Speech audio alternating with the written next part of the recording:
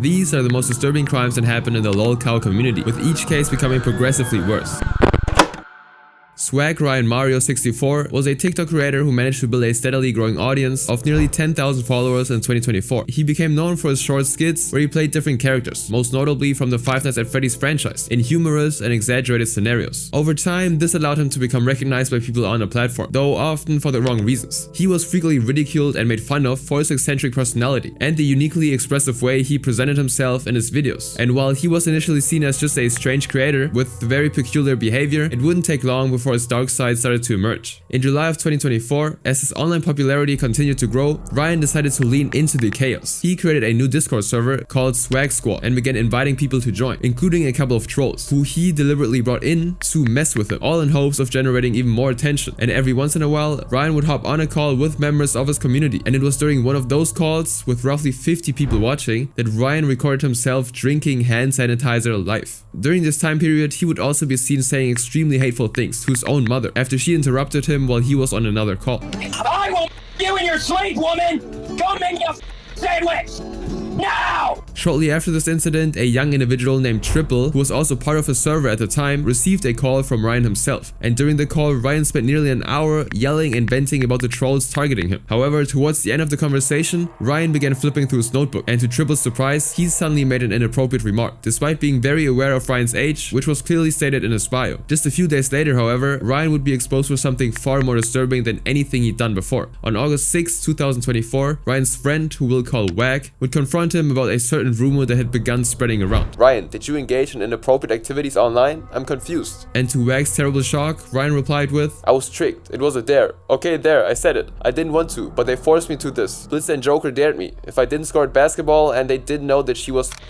I was tricked. I tell you, tricked. I'm in the right. Help me. As it turned out, Ryan had participated in explicit activities with a girl on VR chat. And to make the situation even worse, around this period, Triple found out that Ryan had also been interacting inappropriately with other younger users on his server. A young ball who we'll call LR, along with his younger girlfriend who we'll refer to as Jamie, were often invited by Ryan to play Fortnite. And during one of their conversations, Jamie would tell Ryan, you have more fat than meat. To which Ryan then replies with, oh my god, she's hot. Despite being aware of LR's and Jamie's age, since they also stated that in their bios. And Ryan would also send explicit material to LR, saying, this is what I like, hahaha. But it didn't stop there. During a call with LR, Ryan also had the guts to share his intentions of wanting to do explicit activities with both him and his girlfriend. Chica, do you want to have a...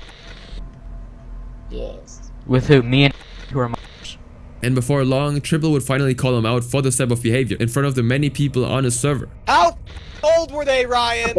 I didn't know! Little boys, that's what you're attracted to, Ryan? And as soon as this was posted online, other incidents began to surface as well. These included conversations where he would repeatedly tell people he was chatting with that he would attempt to leave this earth for no reason at all, along with a clip of him talking to a group of young individuals in a Fortnite lobby about the size of his stuff. And while he hasn't faced any legal consequences yet, and with his real age and name still remaining unknown, more and more creators across various social media platforms have continued to bring awareness about him by posting videos exposing him and his actions, hoping that he'll eventually pay for his crimes. But unlike Ryan, this next person showed his freakish obsessions in front of multiple young people. One of the most hated figures on every social media platform that he frequents.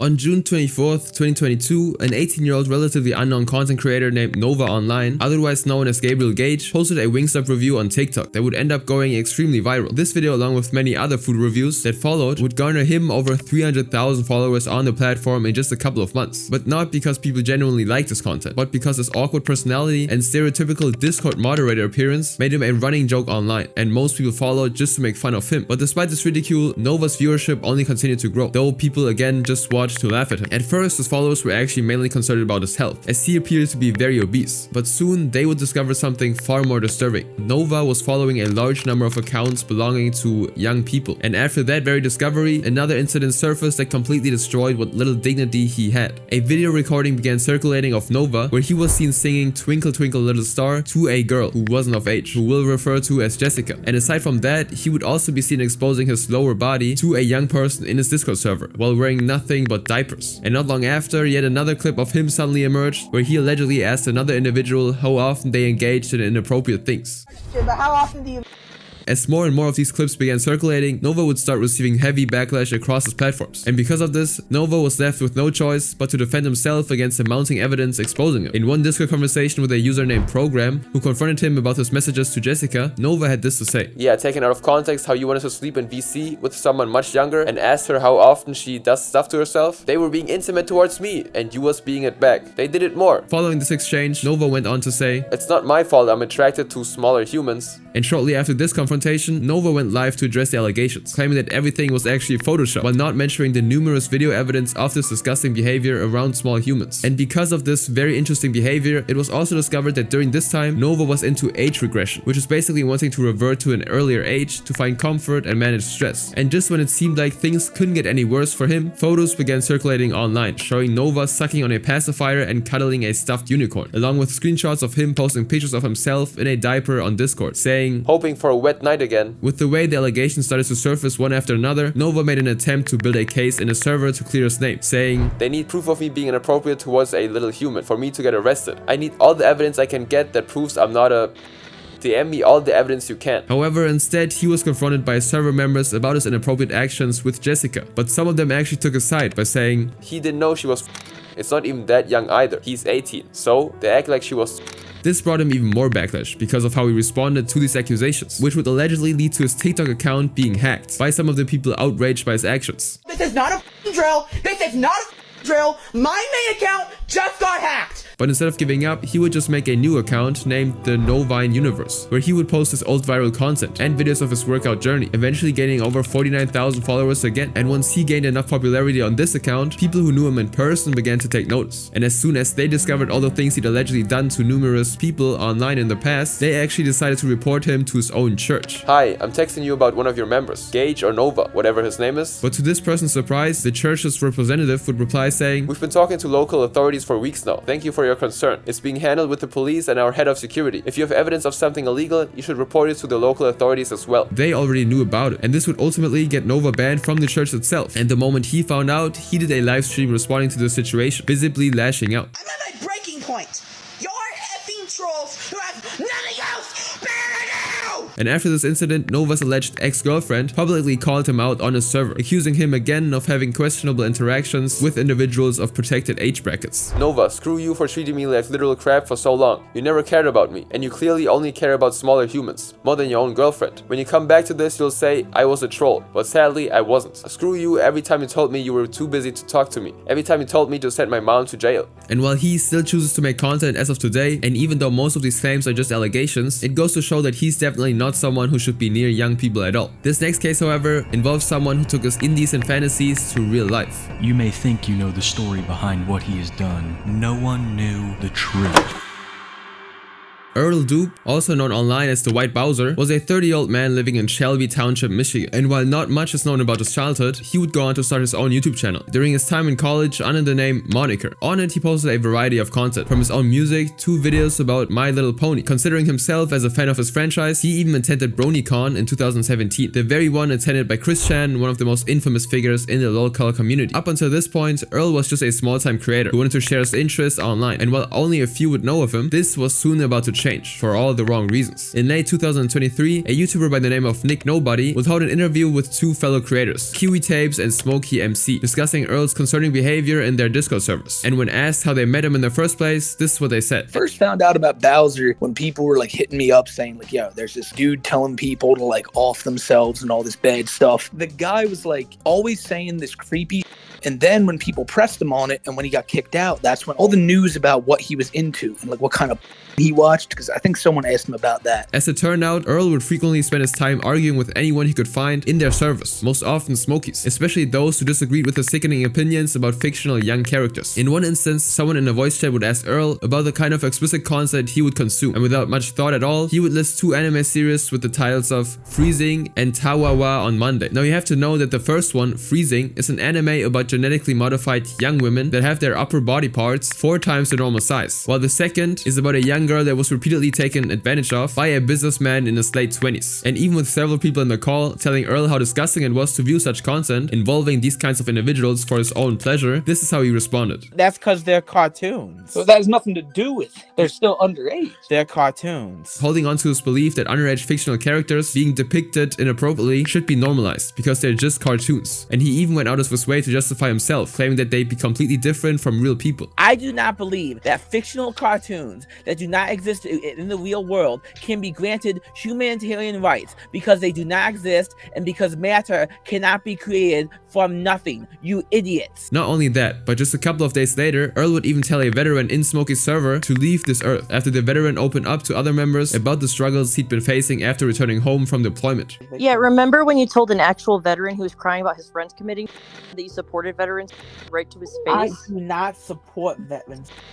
Except you said that you did, Bowser. This also immediately infuriated everyone, and it wouldn't take long before the mods banned him from the server completely. But instead of reflecting on his actions, he took the situation to Twitter instead, tagging Smokey and claiming that his mods had banned him for no reason at all. Meanwhile, members of Smokey's server took the opportunity to dig into Earl's history, and while doing so, they found something absolutely horrifying. It turned out that when they located Earl's Reddit account, they came across a post he'd written back in November 9th, 2021, titled "The Day My Life Turned Into an Anime." In it, he described an incident that happened at his job, where he inappropriately touched one of his co-workers, who we'll call Catherine. And to make things even worse, it was later discovered that Catherine wasn't yet an adult. And what made this increasingly unsettling was the way he detailed what happened. One night, I was working behind the popcorn counter and was called over by my boss for a nightly meeting. I walked over there and so did all my other co-workers. My boss talked to everyone what jobs were left for the day and how to work together to get everything done faster. At the end of the day, one of my best friends at the movie theater, who I absolutely had a man crush on, put his hands in the middle of the crowd. He always did this, and everyone was expecting to do the same. However, one girl in the group didn't want to do it, and she began walking away before everyone had a chance to put their hands in the middle. Not knowing what was going on in her head or why, as she was walking away, I instinctively swung my arm around and grabbed her shoulder from the back. She turned around faster than lightning and said, "You better hustle." And yes, I'm not even sure that's what she said, because I don't remember. Also, when she turned around at breakneck speed, my hand moved from grabbing the back of her shoulder to the front of her chest. And yes, this all happened within the span of 5 seconds. When she stormed off, I was just standing in shock with all my co-workers behind me, and they were all looking at me. And all I could say was, I should not have done that. The rest of the night went off awkwardly. I started cleaning my station and I couldn't find the girl I touched anywhere. A few minutes later, my boss told me to go home, so I drove home saying in my head what just happened. What did I just do? It was really hard working at the movie theater after that. I did not have the courage to walk up to the woman I inappropriately did stuff to and apologize. And shortly after, he stated that his boss, who we'll refer to as Jack, made it clear that an investigation would be conducted to find out if other women at the theater felt that Earl had treated them inappropriately as well. And Earl agreed, saying that he wasn't afraid of what Jack might find, claiming that all the women there actually liked him instead. 2 weeks later, Earl was called back into Jack's office, where he was told that most of the women who'd been interviewed admitted that they felt uncomfortable with the way Earl had treated them or spoken to them. With all of this information coming to light, the number of people on the internet bashing Earl grew more and more every day. And amidst all the outrage against him, Kiwi also appeared in another interview with Nick to reveal more things about Earl. Earl's situation was spiraled even further. Just a day after his last stream on his channel, he would send a text to Kiwi, informing him of his plans to start a weekly podcast called 110 Autism. And for some reason, Earl believed Kiwi was on his side. And needless to say, Kiwi took Earl up on his offer. On the first episode of the podcast, Kiwi would get Smokey on the call to confront Earl about all the horrible things he'd done and present it to his audience. You laugh at people who are going through hard times. Like, you think like God looks at that and goes, "That's cool, Earl." Like, yeah, bro, I'm down with that. And after getting called out by Smokey, Kiwi would actually tell Earl that people paid to come on the podcast and talk to him. So he had to sit and listen to everything they had to say, which pretty much prevented him from leaving, despite being shamed for his actions in front of all of these people. And the moment he reluctantly agreed, another guest named the Cow Wrangler showed up to rip Earl's public reputation even more. And while Earl was starting to freak out during the podcast, Wrangler went even further by revealing that Earl had inappropriately fantasized about Ai-chan, the young female protagonist from Tawawa on Monday. Aside from all of these weird things he'd done up to this point, it would also be revealed that he called his friend named Ricky the N-word after Ricky tried to give him some advice about the situation he'd gotten himself into. And as if that wasn't enough, not long after the first episode was released, it was revealed that a few weeks before its publication, someone had actually left a comment on one of Earl's YouTube videos, telling him to not return to the movie theater where he used to work. And after seeing this comment, Earl somehow managed to interpret this as a bomb threat and immediately drove to the theater, telling everyone they needed to get out because they were in grave danger. And as soon as the police had arrived, they evacuated everyone and cleared the theater of any threats, with their police report being, when police interviewed a man named Mike Sadel, who was a staff member at the theater, he explained that there had never been any threat. He also stated that Earl was a former employee who'd been terminated over a year earlier for inappropriately touching Catherine, his female co-worker. Mike further explained that Earl approached him and other staff members, claiming the theater could be shot up or bombed, referencing a YouTube comment as a source. However, Mike noted that the comment didn't even mention the theater. It was actually a reference to an early 2000s animated TV show named Homestar Runner, in which a character, King of Town, is referenced. Right after that, the police went on to interview Earl at the scene, and after explaining the reason he'd done all of this, he decided it was a brilliant idea to tell the officer about the incident that happened between him and Catherine. And so the police report would continue with, Earl then directly jumped to the situation between him and the employee from over a year ago, which caused him to be terminated, saying he accidentally touched her chest, and it was for 10 seconds. A few days would pass after this, and after Kiwi found out about this information, he would actually manage to get Earl on a second episode of the podcast to inform him that he never wanted to talk to him ever again. I just want you to know, I do not like you. You are everything that these people call you. I'm never talking to you again. This podcast is never getting another episode. This interaction between the two of them only proved further that Earl didn't care about what he'd done and was only concerned about getting paid from the podcast. But unsurprisingly, a couple of days after the episode aired, another horrifying discovery about Earl came to light. It turned out that Earl had his own anime Discord server filled with younger individuals, and this server was rumored to have people as young as years old, and the admins on the server were known to be inappropriate. Nick investigated all of this and soon found out that under the screen name Daddy Butcher, Earl was doing some very inappropriate things with his members. Another thing Earl did was use a young member as bait to lure in potential predators within his server. In one instance, he told the young person, "If you're wondering why I mentioned your age in my Discord server, it's because I wanted to see if I could bait out and catch bad actors. Remember, I'm a smart man, 110 IQ, for a reason. DM me if anyone in the server takes advantage of you or otherwise." Upon seeing this, Kiwi and Smokey would once again insult Earl on their podcast for exposing explicit material to young individuals in his server. And after Earl left midway through the call, while being ripped to shreds in front of everyone watching, he sent a message to Kiwi saying, "Hello Kiwi, as of today I am blocking you on Discord and the podcast is ending. I was visited today by a private investigator who had to take a report about how you and the trolls are trying your best to criminalize me. The investigator assured me I did nothing wrong. You harassed me. That's one thing. You harassed the state and the law. That's another thing. Now the police took a statement from me on the whole situation. If you trolls continue to harass the police, they will open a case against you and Smokey and you will be prosecuted, especially Smokey. I am not a PDF. I'm not the one who preys on younger people. And now that the police are involved because of the trolls, this will be the end of our communication forever. The trolls officially ruined it, Kiwi, and the law is involved now. The case will be reopened if the police keep getting harassed. Then you and Smokey can kiss your YouTube careers goodbye." And from then on, Earl would avoid interacting with Kiwi and Smokey completely, and would instead explain the situation to other people in an attempt to prove his innocence. One of these people was another person named Froggy Donut. He first reached out to Earl, claiming he was an online reporter who wanted to know about Earl's situation. But during their exchange, Froggy discovered even more terrifying things about him, and this is their conversation. Were there in your server? So and I've said yes, there were. All right.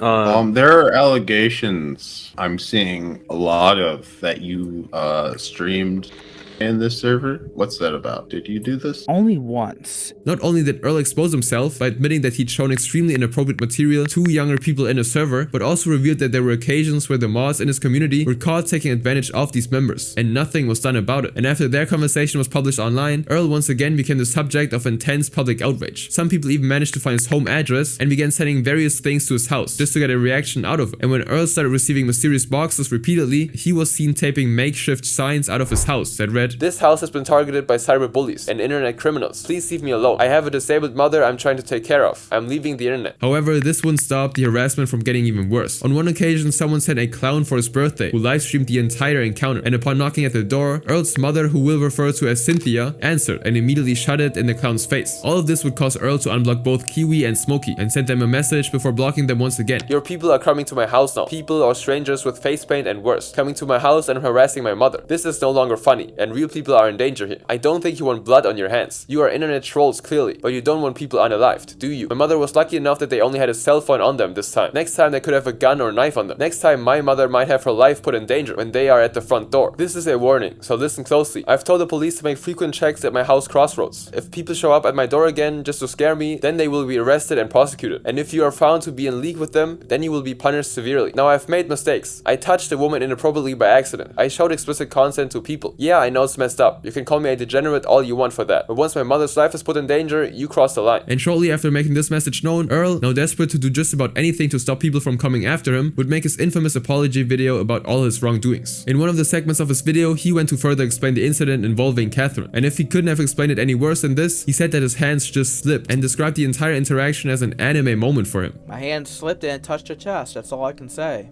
It truly was an anime-esque moment. On top of that, he even compared Catherine to her twin sister, who we'll name Ellie, saying that her upper body was larger compared to Catherine. Several days after posting this video, someone started investigating him, who we'll name Zach, and he actually decided to get in contact with Catherine herself to get her side of the story, since Earl had now revealed her identity to the entire internet. While talking to Zach, Catherine disclosed the fact that she was still not of age at the time of the movie theater incident, and up until this point, nobody knew about those facts. And so as soon as this piece of information got out, Earl pleaded with Kiwi and Smokey to let him come back on their podcast so he could explain himself out of the situation. After claiming he didn't know Catherine and Ellie weren't of age, they were joined by returning guest Wrangler, who made Earl expose himself even more. Once again, he confirmed yet another allegation against him, that he allowed the daddies in his server to have their way in talking inappropriately to their other members. This caused even more backlash across multiple communities that had witnessed his exposure. And a few weeks later, Earl would go on to delete every single video on his channel. And for a while, the only updates his follower would receive were the posts from his community tab. Is it right for me to be bullied off the internet? Yes, actually it is. I just had a screaming and crying fit of a mental breakdown in my bed that lasted over an hour. Oh my god, that felt so good. I spent almost an hour inappropriately doing stuff with my stuff while watching Tawawa on Monday. Eventually, Earl would delete his channel altogether and would make one last appearance where he was exposed talking to an unknown person in a Discord server about his new job, working with mentally challenged younger people. However, fortunately, he would end up getting the job, after the same person revealed everything he'd done to his employer, and he confirmed that on his own public post, saying, "It was revealed to me that I did not get the new job due to an undisclosed person operating as a middleman and buddy troll. I am still unemployed, and I'm thankfully making money from my unemployment checks. This will be the last win the Lolcow community gets on me. I have scheduled the last of my social media accounts for deletion 2 weeks from now. All my Discord data will be destroyed. I do have a burner account on YouTube and Reddit, but I cannot use them for interaction, only for lurking and spying. I know I cannot post any activity on my LinkedIn account, because these people are spying on that social media page. The only way I can update my career status is through a personal resume attached file sent to employers. Playing video games online is a no-go. I have to do it all offline in solo mode. I cannot make friends with anyone on the internet. 50% of the way I communicate and make friends in the world is gone. I cannot talk online without being discovered. Real world interactions is all I have now. And in 2023, with the power of the internet, this is pretty sad." And soon after, with all of these horrible actions now finally catching up to him, Earl completely disappeared from the internet and has been on it ever since. The next person, however, is even worse. He admitted to some of the worst crimes humanly possible.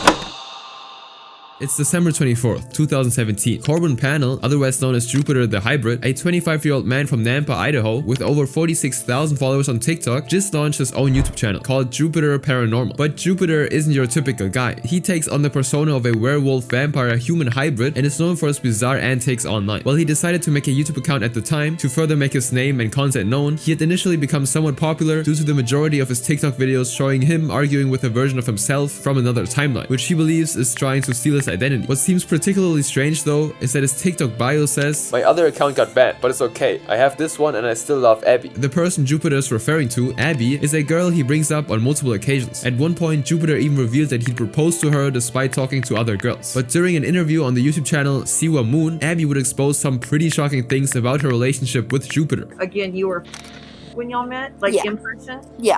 That's scary to me because that means he was 18, which is illegal. After revealing he was 18 and she wasn't when they first met each other in person, she goes on to address something even worse than what had already been discovered. Has Jupiter ever tried to lay hands on you? Yes, when I was in violence or? Yes. Oh my gosh. From here, everyone who watched the interview was left even more shocked by what they just heard. His YouTube and TikTok channels would soon stop growing altogether. And after a while, he was asked directly about the situation. And this is what he said. "I didn't know such thing, and she knows. I didn't know."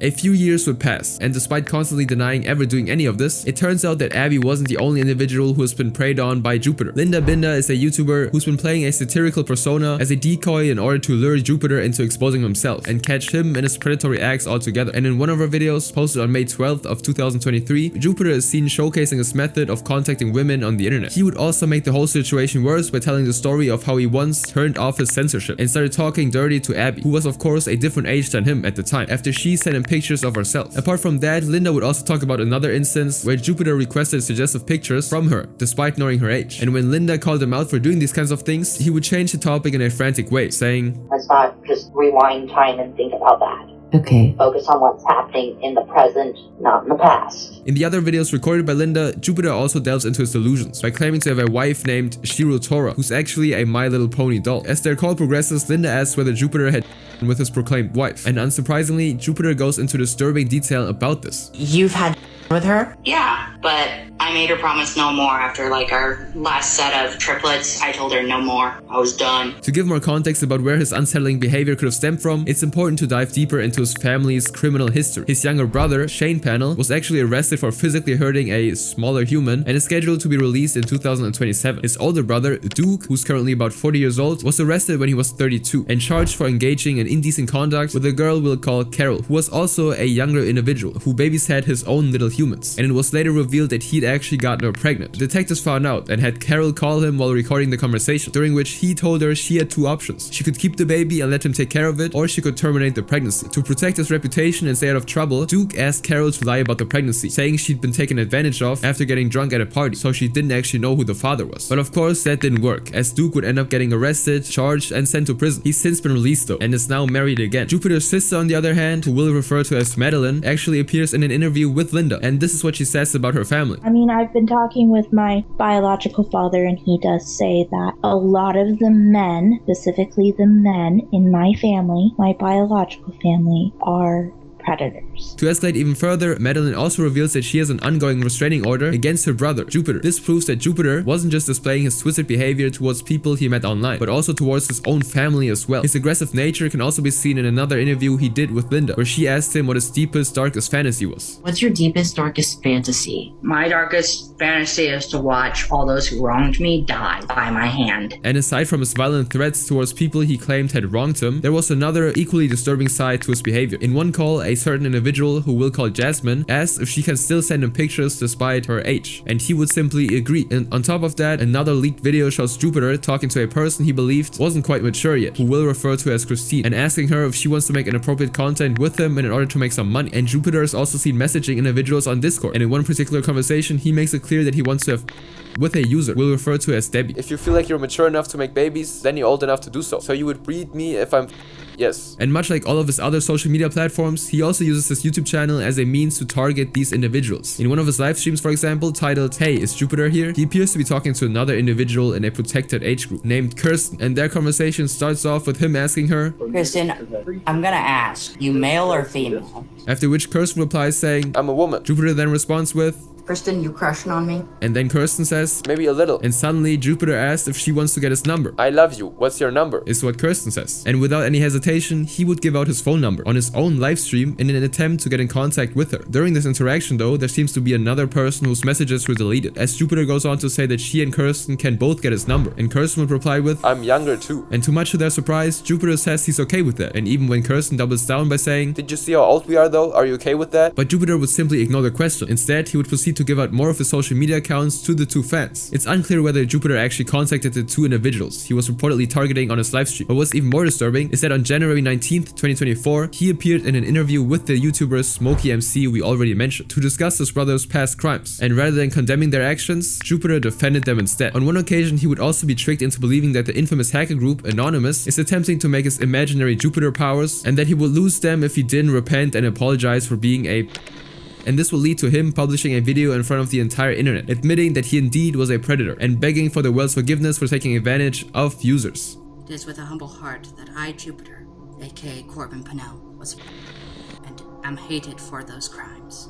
The whole situation will later be explained further by an individual named Joey Tovar, who claims to be one of the people responsible for getting Jupiter to expose himself. He wasn't swayed by Anonymous, but rather a group of individuals, including myself, who had to manipulate him into thinking we were divine beings that controlled his powers. I posed as the Eternal Father and told him that if he did not apologize, I would strip him of his powers. This man only apologized because he's so far deep in his fantasy world that he feared that over actually being remorseful over these users. That's why he doesn't deserve to be a Jupiter. I told him he wasn't allowed to wear the Jupiter name unless he repented. But But unfortunately, this story doesn't end here. Even after posting his apology video, he would admit to still inappropriately interacting with users, and that he's actually only playing along with this group until he finds a way to get them off his back. With how he seems to be giving absolutely no care for his actions and feels no remorse at all, Madeline, in another interview with Linda, reveals that this also comes from his mother, excusing his actions by saying that he isn't in the right state of mind. Mom would say things like, he's autistic, he doesn't know what he's doing. And that reason, the one his mom has used to justify his actions, is now the very thing he uses to excuse himself from his situation.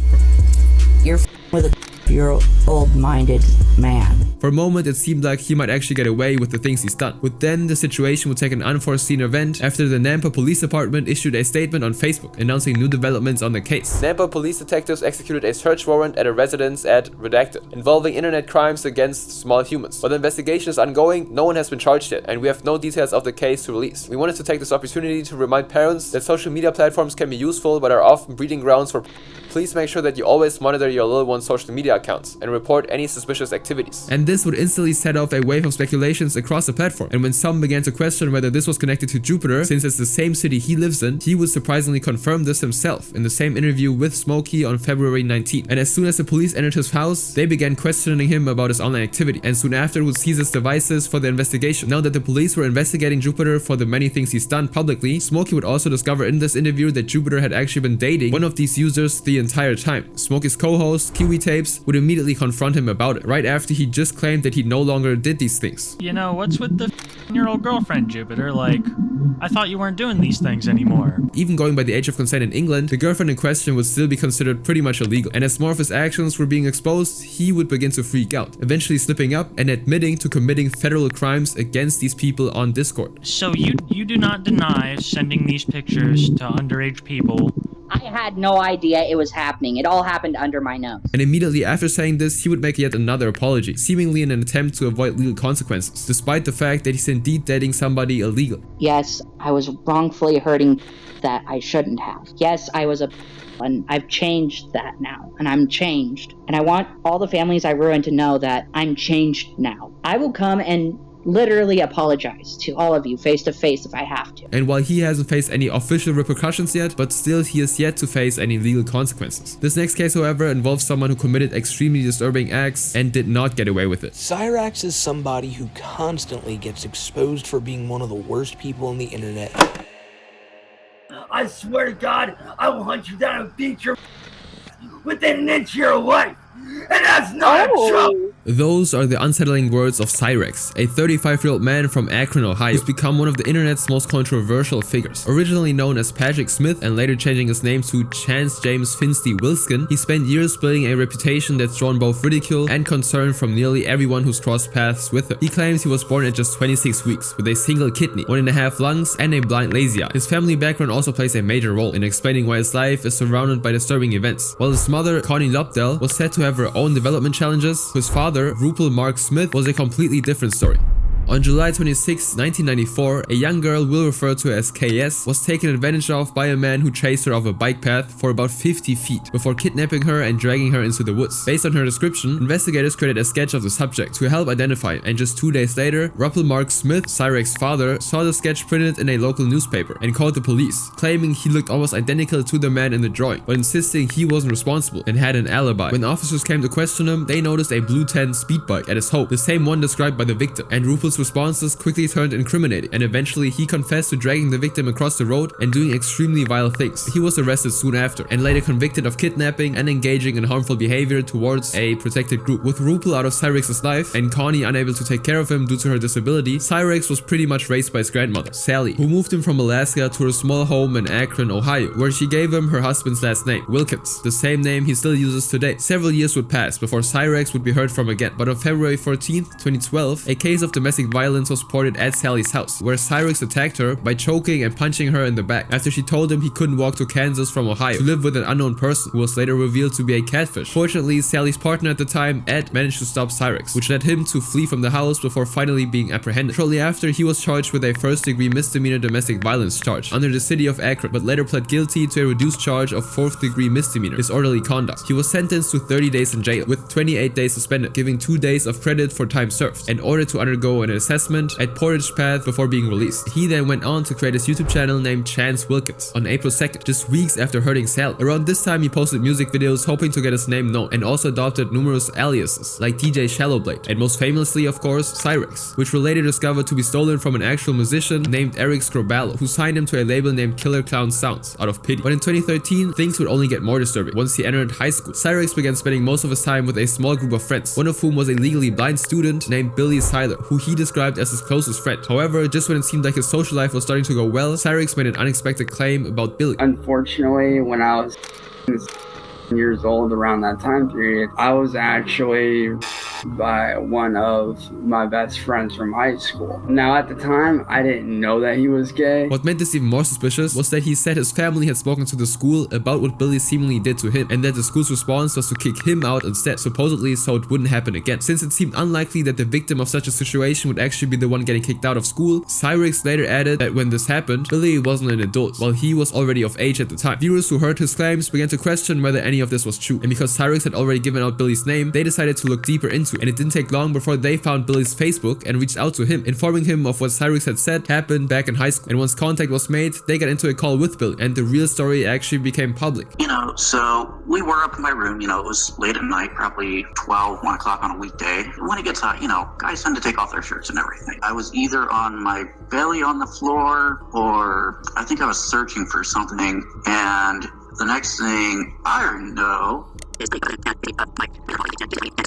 and at this point, I had never given any type of consent whatsoever. And just like that, Cyrax ended up being exposed that in his adult years, he crossed serious boundaries with a disabled young man. And on top of that, he even threw himself off the roof of a school after claiming that the other student dared him to do it, which left him with a broken arm. And upon recovering, Cyrax actually filed a false police report claiming that he'd actually been pushed. And all of these incidents led to him being expelled from the school. And from there, he began focusing most of his time to the online world. Now, over the years, Cyrax would spend most of his time roaming the internet. Then in 2018, he developed romantic feelings for someone named Candle Smith. But as quickly as he fell for her, their relationship ended when Candle cut off contact after he confessed his feelings for her. And when it seemed like Candle had no business left with him, things took a darker turn. In January 2019, she came out to reveal that Cyrax had been stalking, doxing, and harassing her online. And it got so bad that she had to fake her own death in order to escape from him. This incident led to Cyrax gaining most of his notoriety online, sometime around August of 2019, who got backlash from the Juggalo community, a group of fans centered around the lifestyle and music of Insane Clown Posse, a rap duo known for pioneering a subgenre in hip-hop called horrorcore that both he and Candle were involved in. And because of this, he became an even bigger target of ridicule. During this period, however, he managed to get him a girlfriend named Heather Crow, who had seemingly abandoned her wife and kid to live with him in person. And not long after that, in October of 2019, one person would later become Cyrax's most persistent troll, Music Biz Marty, who discovered him through the community and began organizing troll campaigns against him. As the months went by, Cyrax continued pursuing his music career, though every attempt only fueled more mockery due to his lack of talent. And as those unfortunate situations kept happening more and more, things between him and Heather began to fall apart as well. And so on May 15th, 2020, she would decide to break up with him after he displayed toxic behavior during an unknown incident, threatening to stab himself in the stomach with a knife to emotionally manipulate her, although the attempt ultimately failed. Now, months after the breakup, in early November of 2020, Cyrax found himself in another online relationship. He began talking to a woman named Caitlin, who was one of the few people who actually seemed to fall for him too. But despite that, he would actually immediately cheat on her with someone named Jasmine for some reason. But unfortunately for him, Jasmine later turned out to be Marty, using a fake account. When Marty revealed that he was behind the catfish account, Cyrax reacted in the way he always did, throwing radical and homophobic slurs at him during a live panel. And after being exposed, he tried to shift the blame by accusing Marty of murder, claiming he made a exotic performer leave this earth, all in hopes that Caitlin would believe his lie and take a side. Marty then reached out to Caitlin's family and told them everything about Cyrax, which sent them into a fit of rage. And before long, Caitlin broke up with him too, which led to Cyrax immediately spiraling, posting videos crying over her while still talking about his ex, Heather. Shortly after, Marty interviewed Caitlin about her experience with Cyrax, where she revealed all the details most people already suspected, including that he lied to her and mistreated her throughout their short relationship. But even during the call, Caitlin started acting strangely, making bizarre claims out of nowhere, like how she sent a man into a coma with a single punch. And when Cyrax saw the interview, he lashed out again, accusing Caitlin of ending her father's life, even though he had actually passed away from a heart attack. From there, his behavior only drew more attention, and by early 2021, he became the target of a small group of trolls pretending to be women interested in him. Among them were 3 3 accounts: Strawberry Sunshine, Tangerine Cat, and one called Katrina Luna, who posed as a disabled trans woman named Cindy Lou. Soon enough, these 3 managed to bait Cyrax into sending explicit videos of himself, inserting a stylus into body parts and licking it clean, before the video was eventually shared with Marty. And things would only continue to get worse, because on February 15, during one of his usual live streams, where he'd been ranting about his trolls, Cyrax once again took things too far. At first, the stream went as normal, with him complaining about Marty and another troll named Schmeckelcat, demanding they stop harassing him and instead target another Lolcow named Tony the Black Dragon, who was a disabled man in a wheelchair. You and Schmeckelcat and Tyler need to stop, Marty. Bro, go after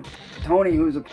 Go after him. But right after claiming that what his trolls were doing was far beyond illegal, he did something very unexpected. He pulled out what he called a 22 custom bolt action sniper and threatened to off anyone who went near Tangerine, the woman he claimed was his girlfriend, even saying he'd put a bullet in Schmeckel and his girlfriend's heads. He then started waving it around, fiddling with the bolt and pointing it at the screen before dry firing the weapon while daring his trolls to come find it. Luckily, he apparently didn't have any bullets in it, but despite openly threatening to shoot people on his livestream, he never faced any legal consequences for this incident. But a couple of months later, on April 11th, Cyrax joined a livestream hosted by Marty, alongside the same trolls who'd been pretending to date him. And as soon as that conversation started, he got confronted for cheating on all of them at once, which led Cyrax to explode in anger, shouting, swearing, and denying everything. But when Marty mentioned Cindy Lou, something in him snapped. He stormed off camera, then came back holding a blade-like object to his neck, threatening to leave this earth on stream. Now Marty and the trolls began to panic and tried to stop him, even calling Sally to make a wellness check on him. But after several tense minutes, Cyrax would actually admit that it was just a pen the entire time. And even after the incident, Cyrax would go on to repeat the same stunt on 2 more occasions, each time hoping for sympathy but getting nothing but ridicule. And this increasingly erratic behavior eventually drew the attention of people beyond his usual trolls. And in late April of 2021, an investigator named Kate Peters from Masshole Reports, a predator catching YouTube channel, began posing as a girl to expose Cyrax's predatory behavior. And for nearly 2 months, she kept in contact with him while recording every interaction. And in one instance, he even sent an unsolicited picture of his stuff to Kate. Promise me you won't show anyone. Wow, your stuff is big. By the way, I'll be in May. I'm not too young at all, and it's all yours, smiley face. Your turn, cutie. What do I do? Should I take a picture of my stuff or my other stuff? Anything you want. Kate eventually went live in early June, revealing the entire sting in front of a live audience. And viewers watched as Cyrax realized what was happening in real time, breaking down in tears on stream. And during this time, Kate explained that she'd actually reported him to local police already. But since the operation wasn't conducted in coordination with law enforcement, no charges were actually filed, leaving Cyrax unscathed by the law once again. After this stream, Cyrax disappeared from the internet, remaining silent for weeks. And when he actually finally responded, he called the investigation fake, claiming that there was no proof. But the damage was already done. This expose spread across the internet, and his name became permanently tied to this incident. In one last attempt to escape the backlash against him, Cyrax started another livestream, crying and begging for people to leave him alone. However, it was already too late. By then, the entire community had already seen what he was capable of. But what truly set him apart in terms of hypocrisy was that even after being publicly condemned as a predator, he still didn't learn his lesson. In October of 2021, Cyrax would meet a trans woman named Trisha through Facebook. Some time would pass, and what started as a short online fling would turn into a 2-week disappearance from the internet, something his trolls started calling his exile. But when he came back, he made the mistake of doing the one thing he should have already figured out not to, making their relationship public. He began posting videos about her, defending her online, and sharing clips of their conversations. But soon after, rumors began to spread that Trisha wasn't actually a woman, and Cyrax would respond with multiple videos where Trisha shouted into the camera through a distorted mic, insisting that she was. Yet what seemed like nothing out of the ordinary for Cyrax would quickly turn into something far more disturbing, as Marty soon found out that Trisha wasn't really the same age bracket as him. Instead, she was in a protected age group with an intellectual disability who couldn't even consent to being in a relationship with someone like Cyrax, a man in his mid-30s who already had a history of this kind of behavior. Once that information surfaced, Marty and the rest of the trolls stepped in and got her banned from her accounts, so she couldn't possibly contact him again. And eventually, she disappeared from the internet entirely. But even after that happened, Cyrax's situation only kept getting worse. On June 13, 2023, he revealed that his household was facing eviction, claiming that one of Marty's trolls had sent someone to their house and ripped down their fence, followed by a plea for financial help so they could keep their home. But right now, I am asking for money. I am asking for help. I am asking for you guys to help my family get a lawyer that isn't a total piece of And not long after that, one of his trolls decided to visit him in person, but the encounter quickly turned violent when Cyrax grabbed a bat and attacked the man outside his house. He was arrested soon after, though he was released on bond. Now skipping a couple of years, on June 20th, 2025, Cyrax's behavior spiraled into another violent confrontation. Around 3 in the morning, he went live again, doing karaoke in his room while Sally tried to sleep. When she walked in to ask him to turn it down, he refused, and an argument quickly broke out. And moments later, Ed entered the room, room, already furious about the noise, which prompted the shouting to intensify even further, with objects soon being thrown across the room. Distressed, Sally attempted to calm everyone down, but the chaos continued in front of the viewers on a stream. As they watched how the altercation grew more and more out of control, it became clear that this wasn't just another meltdown from Cyrax. People in the chat began contacting adult protective services, and police were even called to check on the house. And when they arrived, Sally actually tried to cover for her grandson, insisting everything was fine, but her reassurance did little to convince anyone. The following day, Cyrax's aunt, Dale Lynn, came to the house to check on Sally herself, and once Cyrax saw what happened, he became visibly angry, accusing Dale of trying to steal Sally's inheritance and threatening to hurt her. Now, despite everything that happened, Cyrax hasn't faced any serious consequence, despite his decade-long history online. But this next person is someone who ruined his life through a series of outrageously sickening acts, despite having been given a lot of chances. An attempt to catch a person they say tried to meet up with a 15-year-old in Bakersfield. Bryant Moreland, also known as EDP445, began his YouTube career in 2010. Over the next decade, he became known for passionate sports rants, chaotic live streams, cooking videos, gaming, and pretty much gross humor. From the beginning, he was known as a controversial figure due to his offensive jokes and frequent use of slurs, but that only fueled his rise to fame. Clips of his meltdowns went viral, and soon he was appearing in interviews, interacting with other creators, and even catching the attention of NFL players who recognized his name. By 2019, he had built a dedicated following, numbering in over 1 million, cementing himself as more than just a niche sports commentator, but a recognizable online persona. But with fame came ridicule. His impulsive live streams, bizarre food-related rants, and frequent emotional outbursts turned him into a stable target for internet trolls. Entire communities began tracking his every move, clipping his most embarrassing rants and mocking his missteps. His unpredictability and big personality made him a textbook example of a lolcow. But in 2020, he would go from controversial figure to something much worse. On July 9th, 2020, disturbing messages were leaked from Bryant's Instagram, revealing that he'd been having inappropriate conversations with multiple people, the first of whom was a girl we'll refer to as Trixie. In this exchange, Trixie had initially asked Bryant to wish her boyfriend, whom we'll call Mark, a happy birthday, but instead, Bryant simply responded by requesting explicit photos from her. You better show me some I don't give a like, you talking about you want me to wish happy birthday, you better show me some And when Mark confronted him, Bryant replied with a shocking and vulgar statement, saying he didn't care and she could have been any age. Around this same period, multiple screenshots began surfacing, showing him reacting with kiss emojis to several protected users, as well as separate conversations where he made his predatory intentions clear to a girl we'll call Mia, saying, "You deserve someone that's gonna adore and cherish you. Who would that be? Hopefully me in a few more years. LOL." But just when it seemed like he couldn't stop preying on these protected groups, yet another conversation was discovered, this time involving a person we'll refer to as Miley, where Bryant once again acknowledged her age, but continued interacting with her anyways. "Talk to you later. Be safe, babes." Kiss emoji. Being is mad though. All of the responsibilities.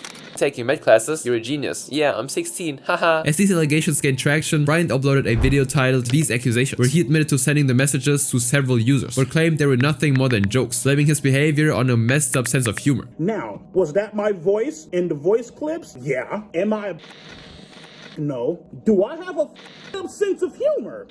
Yeah. And while many of his fans actually accepted his explanation, and some even dismissed the situation entirely, others were put off by it and began questioning his behavior. One of them was a YouTuber named Cold Raven, who took it upon himself to investigate the issue further, as he uncovered more about Bryant's disgusting actions behind the scenes, by bringing forward new evidence exposing him to the entire internet. On July 11th, just 3 days after the public became aware of the recent allegations against Bryant, Raven uploaded a video titled EDP405 Accusations Evidence, where he presented leaked messages from Bryant interactions with a person we'll refer to as Ayesha. Their Instagram chat began with Ayesha asking Bryant his age, to which he replied that he was 29. She then told him she was a revelation that appeared to surprise Bryant. Shortly after, he sent an acquired photo of her to his group chat while making inappropriate comments about her appearance, saying, "I'd have this girl's body moving on me. That girl's got a huge personality." However, this image turned out to have been leaked by an unknown person just a few days prior to this video, and once Bryant saw this, he went on to say even more indecent things about her. Now, a week later, he claimed he didn't know her age and had never seen a picture of her at all. Age? I don't know. I didn't know her age. I never even seen a picture of this. This blatant lie further damaged Bryant's credibility and made his behavior appear even more suspicious, as the statements only incriminated him further. Because of this, during one of Bryant's live streams a few weeks later, a viewer donated a message midstream urging him to address the allegations, saying, "Stop ignoring the PDF accusations that were thrown at you. Either own up to your mistakes or prove your innocence, because we're waiting for your side." But instead of taking the opportunity to explain his side of the situation, he instead abruptly ended the stream after reading it. Now, although he began laying low during this time, the allegations resurfaced once again on October 14th, 2020, when Raven uploaded another video revealing that Brian had recently been following and texting multiple people on Instagram, who again were protected individuals. Raven also showed a conversation between himself and Brian, in which Raven posed as a protected human, and Brian said some unspeakable things towards him. I didn't mean to laugh. I'm sorry, babe. It's okay. How can I make it up to you? Well, if you want, help me complete something. Next time, I'm fantasizing. LOL. Sorry if that's weird. On November 17th, the situation eventually caught the attention of Keemstar, host of Drama Alert, who went on to interview Raven and attempted to set up a debate between him and Brian, but he of course refused to participate. Instead, Raven presented all the evidence he'd gathered from his earlier videos, which only brought even more attention to Brian's allegations, and caused his once loyal fanbase to slowly turn on him. However, the following year, his downfall would be sealed by what would later become known as the Cupcake Incident, an encounter that would cost him everything. On April 18th, 2021, two YouTubers known for exposing online predators, Alex Rosen, host of the channel Chet Goldstein, formerly known as Poachers, and CC Unit, met up with Brian for a confrontation they'd been planning for weeks. It turned out that Alex had quietly begun investigating Brian's behavior off the radar, and despite being a controversial figure himself, known for sting operations that eventually got his channel banned, Alex and his team laid out the groundwork for what would become a moment of absolute destruction for Brian's career and reputation. He collaborated with a female decoy, posing as a person who will name Sophie, and once she got in contact with Brian, his messages only dropped into depravity as their conversation progressed. In the early parts of their chats together, Brian was seen to be already aware that Sophie was, and as the days went by, he would start to be the one initiating conversations with her, saying, "Hey there. Hey, how are you? I'm good, just thinking about you. I had to clean up my place and went live earlier. You okay?" As time would pass even further, he would start calling her sweet names, and eventually he even agreed to get intimate with Sophie per her request. And once he took the chance to establish a romantic connection with her, he would start to make even more blatant advances. "You're so cute, LOL. Can't wait to kiss you. You're making me feel all types of ways. Should I come kiss and hold your hand and force it out of you? Wait, back out. How would you force it out of me? Just keep kissing you and nibbling on you until you say it. I know the perfect spot too." And more stuff that I won't read out. It didn't stop there though. Under the assumption that he was successfully exploiting Sophie into accepting his predatory actions, he would say even more sickening things. "What's brewing in that little mind right now? I can't wait to feel stuff. My stuff is really hard. I want to grab you and stuff it." Unable to wait any longer to satisfy his indecent desires, Brian told Sophie his plan of wanting to meet her in person. "You're at the Pine Ridge apartment. It's literally across town from. Can't wait to see you. I already have it planned out. First, I'll give you the biggest damn hug ever and slowly do stuff." But while planning to meet her in her apartment, he would express his concern of getting discovered by her parents. "I'm excited to see you tomorrow, but a little nervous. I don't want people looking at me weird. Like, what if your mom and grandma comes home early? Oh, my mom works tomorrow late and my grandma's running errands." I understand. And when the day finally came for him to meet her, he nervously warned that she might be trying to set him up. "I'll see you at 4. I don't mean to scare you or anything, but I swear on my life, if this is a setup on some backdoor troll or if police are waiting, it won't be pretty. You'll have to promise me this isn't a damn setup. If something goes wrong here, my butt is on the line. You there?" Brian then still proceeded to go to her location right away, and upon arriving at the supposed meetup place that he planned for, he met two people who would confront him about this entire situation on camera. And while I can't show you the full exact video of this sting operation, since some people who shared the additional footage had their videos taken down, it's reassuring to know that later on, this very video will lead to the demise of Brian's career. Immediately after, Alex's team gathered all the evidence, and then posted an image of Brian in the channel's Instagram account, followed by a livestream, where a female member of the group read through the entire chat logs between Brian and Sophie. From there, many of Brian's fans realized that the person they'd been following all this time was a monster, preying on certain people. And what's even more bone-chilling than that is that they found one screenshot in the chat logs, among the rest, where Brian acknowledged the gravity of his actions, saying, "If we were to do that and somehow I got out, I'm not saying you would say anything. Your mom can find out, dad and family members. I'm screwed. Not only do I lose my YouTube channel, I go to jail. My reputation is ruined. My life would be completely in shambles." It showed that Brian was fully aware of how serious his behavior was. Yet despite understanding the consequences, he chose to continue anyways. And just 2 days later, on April 20th, the group uploaded the full 50-minute confrontation video, and within hours it spread across the internet, drawing millions of views and turning EDP405 from a once beloved YouTuber and meme icon into a public disgrace. The fallout was both immediate and irreversible, as Brian's subscriber count began to plummet, dropping below the 2 million mark he once celebrated, before he eventually chose to private every video on his channel in an attempt to contain the damage. By April 27th, YouTube decided to step in, permanently terminating Brian's main channel along with his backup, effectively erasing nearly every trace of his presence from the internet. And Alex's channel was actually also terminated by YouTube, although the exact reasons remain unclear. It was banned the same time as Brian's, possibly due to the nature of his content. However, as shocking as this was, this didn't completely mark the end of the story. In fact, Brian's downfall had only just begun. Despite being banned across nearly every platform, a few of his side channels managed to stay online, including Chaotic Kitchen 405 and EDP Gaming. And after losing just about everything, Brian tried to rebuild his career. In June of 2021, he made an attempt at a comeback, returning to YouTube under a new name, EDP_445. But about a year later, after uploading a few videos in hopes of bringing back his viewership, the channel would be taken down too. And to add to this overwhelming downfall, people from his town even started posting flyers with his own face on them, warning residents that he was a danger to protected age groups. In response, Brian simply threatened to take legal actions against whoever posted them. Yep, keep it coming. I've got the police keeping an eye out on your butts for defamation of character and standard. Knowing that he was now heinously known in his area, he left his town in Bakersfield, California, and moved to Henderson, Nevada. There he picked up work as a Lyft driver, trying to stay under the radar. But of course, his appearance made him instantly recognizable, and it didn't take long before the company let him go too. At this point, finding work or housing had become nearly impossible for Brian. He even tried to legally change his name, hoping to escape his reputation, which was shockingly successful, although it didn't take long before his new identity was exposed. These constant failures led to emotional breakdowns on Instagram, where Brian would lash out at anyone he felt was still targeting him, and his financial situation got so bad he began selling off valuables, including his original 100,000 subscriber YouTube plaque. I'm also selling my original YouTube plaque from back up in the day. But just as he was beginning to face the consequences of what he rightfully deserved, Brian brought himself into another life-ruining situation that only dismantled him even further. In August of 2023, Brian, who was 32 at the time, was revealed to have an affair with a girl named Kayla, who definitely wasn't 32, while also simultaneously engaging in a long-distance relationship with a 19-year-old named Michaela for over 4 months. And when YouTube creator Master at Work later interviewed Michaela and her boyfriend on his channel, it was revealed that the entire relationship had been a setup. Brian had actually been speaking to her boyfriend, pretending to be her, regularly sending him videos of himself inappropriately doing stuff, and even responding to a photo of Michaela in a swimsuit with a clip of himself doing stuff again. Kayla, on the other hand, would post a video on August 27th, exposing Brian with all of the chat logs in their conversation, detailing the lengths he went in conveying his twisted behavior. And the EDP first started talking to me when I was...